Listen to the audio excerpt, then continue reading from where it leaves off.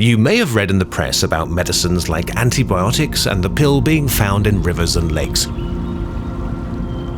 And even in drinking water. Maybe you've been told you don't need to go to the pharmacy anymore. Why, there's a pharmaceutical cocktail coming right out of your tap. You may have even heard the rumor that pharmaceuticals in drinking water are making men less manly than they used to be. So what of all this is true? Pharmaceuticals have indeed been detected in the environment and in drinking water. However, the stories about medicines in tap water affecting people's health are baseless and far from the facts. But what are the facts? Detection methods have improved enormously, and we can now measure substances at levels up to 1,000 times lower than we could only 15 years ago. And yes, these improvements have shown that drinking water sometimes contains very low concentrations of pharmaceuticals. So, how low? Well, if you wanted to consume the 400 milligrams of a typical ibuprofen pill, you would have to drink around 200 million litres of tap water, which makes about 40 Olympic-sized swimming pools.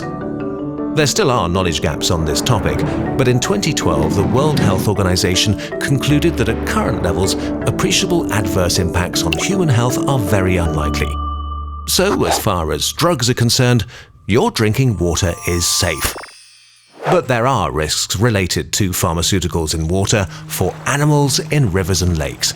For instance, female hormones in the pill contribute to feminization of male wild fish, and low concentrations of an anti-anxiety drug have affected the behavior of carp, making them less social and eat faster, which makes them more vulnerable to predators. The unpredictability of these effects was shown in Asia. Vultures ate corpses of cows treated with diclofenac and died as a result.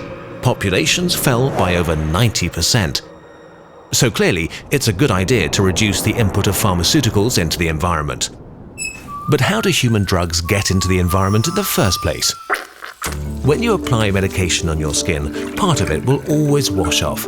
And when you take drugs, some is absorbed or changed by your body, while some is excreted unchanged. It all ends up in the wastewater treatment plant. There are around 3,000 pharmaceutical compounds on the market, and treatment plants deal well with some and not so well with others. So some drugs always make it into the rivers, and some remain in the treatment sludge, which is often used as fertilizer in agriculture. And what is being done about this?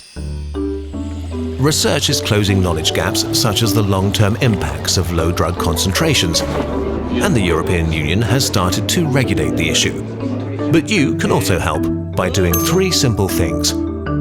First, never dispose of unused medications in the toilet. Second, ask your pharmacist how to dispose of unused or expired medications. In many countries, they're collected from the pharmacies and burned at high temperatures. And third, you should avoid exaggerated self-medication. Better just take medicines when the doctor tells you to. Remember, pharmaceuticals leave our bodies and may have a larger impact on the world around us than we know.